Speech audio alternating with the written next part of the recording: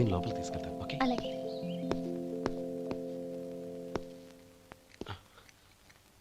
అన్నయ్య, ఏంట్రా? నేను చాలా రోజుల నుంచి నీకు విషయం చెప్తున్నాను, గుర్తుందా? ఏ విషయం?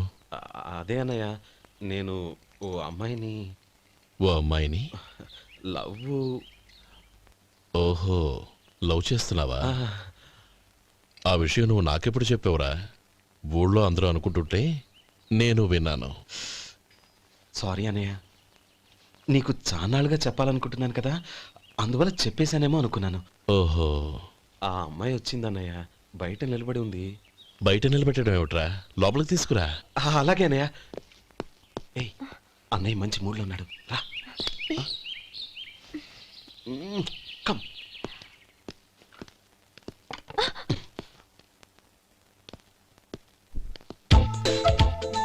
ఎందుకంటావేంటయ్యా? ఆ అన్నయ్య మాట వినగానే మీ డాక్టర్ గడగడ వణికిపోతాడు. అసలు డాక్టర్ చదివే తమ్ముడిని అలా భయపెట్టచ్చా? తప్పు కదా? తప్పేనండి.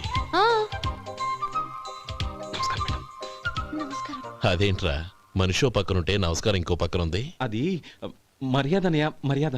ఆహా, అవును, నీ పేరేంటమ్మా? నందిని. ఆ నందిని. నందిని అన్నయ్య. ఏ, ఆ మొక్క తను చెప్పలేదా? పెద్దలంటే మహాగౌరవం అన్నయ్య, మేమిద్దరం ఇంత క్లోజ్ ఫ్రెండ్స్ కదా, ఆయన నాతో కూడా ఎక్కువ మాట్లాడదు. ఓహో కదా.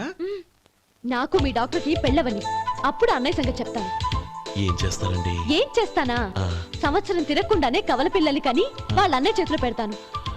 వాళ్ళకి 5 సంవత్సరాలు వచ్చేసరికి ఆయన్ని బాగా ముట్టిగలేస్తారు. అవును, అమ్మాయి మోహం చూడకుండా నిర్ణయం ఎలా తీసుకోనరా? తలెత్తు.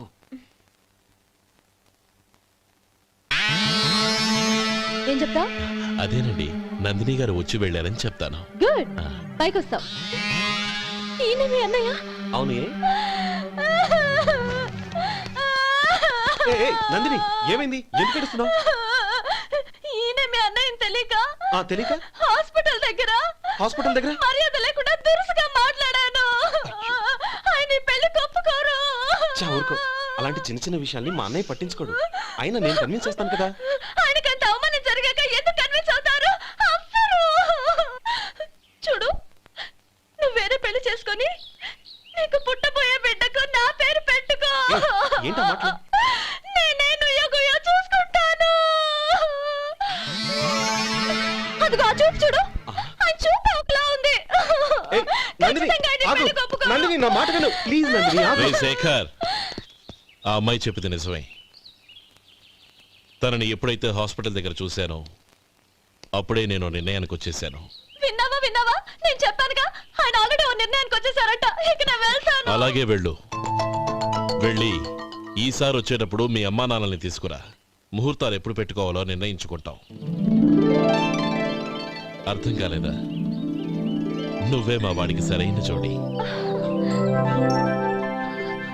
అదే నేను తీసుకున్న నిర్ణయం. థాంక్యూ బావగారు, నన్ను ఆశీర్వదించండి. లేమ్మా, శీఘ్రమేవ కళ్యాణ ప్రాప్తిరస్తు.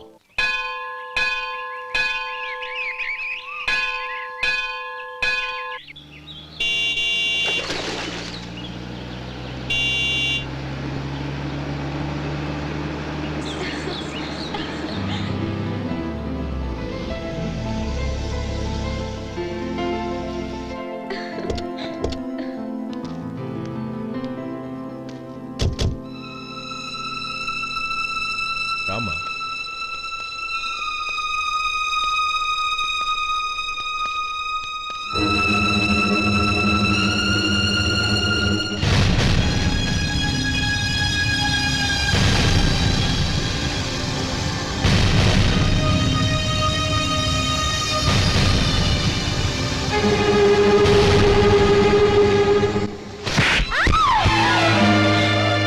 నా పరువు తీసావు కదే. ఒక బిచ్చగాడిని నువ్వు కోరుకున్న వాడికి ఇచ్చి చేసేవాడిని. కానీ నువ్వు ఎవరిని ప్రేమించావో తెలుసా? ఎవడి నీడ సోకితే పంచమహాపాతకాలు అంటుకుంటాయనుకుంటున్నానో వాడి తమ్ముణ్ణి. ఆ రోజు ఆ గోపాలం గాడు నిశ్చితార్థం వరకు వచ్చి నా చెల్లెల్ని చేసుకోనని వెళ్ళిపోయాడు. ఆ ఆవేశంలో తొందరపడి ఓ పొరుగురు వాడికి నా చెల్లెల్ని ఇచ్చి పెళ్లి చేశాను. ఆ తర్వాత తెలిసింది వాడికి అంతకుముందే పెళ్ళి అయిపోయిందని. వాడు పెళ్ళైన వాడైనా పర్వాలేదు, పరమ దుర్మార్గుడు. ఇంకొకరిని ప్రేమించిన దానివేగా అని దెప్పి పొడుస్తూ నా చెల్లెలికి మాటలతోనే నరకం చూపించాడు. అటు ప్రేమించిన వాడు దగా చేశాడు, ఇటు చేసుకున్నవాడు కిరాతకుడు. ఇలా చిత్రవధ అనుభవించి అనుభవించి నా చెల్లెలు ఒకరోజు స్టవ్ పేలిపోయి చనిపోయింది. దీనికంతటికి కారణం ఎవరు? వాడు అన్న. అటువంటి వాడింటికి కోడలుగా వెళ్తావా? ఒక్క మాట చెప్తున్నాను విను. నువ్వు జీవితాంతం పెళ్లి చేసుకోకుండా ఇంట్లో పడినా పర్వాలేదు కానీ వాడి తమ్ముడితో మాత్రం నీ పెళ్లి జరగదు. రేయ్, పురోహితుని రమ్మని చెప్పు. వచ్చే ముహూర్తంలోనే నీకు నందినికి పెళ్లి.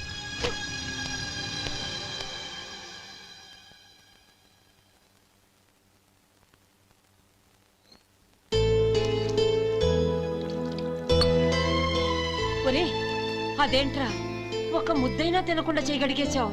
నాకు ఆకలి కాలేదు నానమ్మ.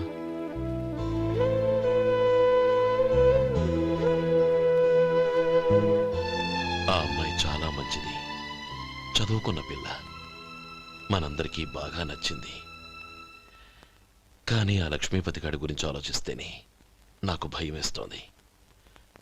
వాడు మన కుటుంబం ఎప్పుడెప్పుడు విడిపోతుందా అని ఎదురు చూస్తున్నాడు. అన్నయ్య, ఆ అమ్మాయే కాదు, ఈ ప్రపంచంలో మన కుటుంబం కంటే నాకేది ఎక్కువ కాదు. ఆ పెళ్లి గురించి నేను మర్చిపోయాను, మీరు మర్చిపోండి.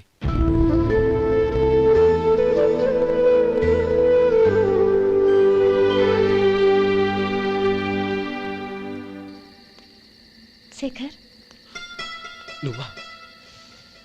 ఏంటి ఈ టైంలో వచ్చావు? నీతో ఓ విషయం మాట్లాడాలి. ఒకసారి బయటకు వస్తావా?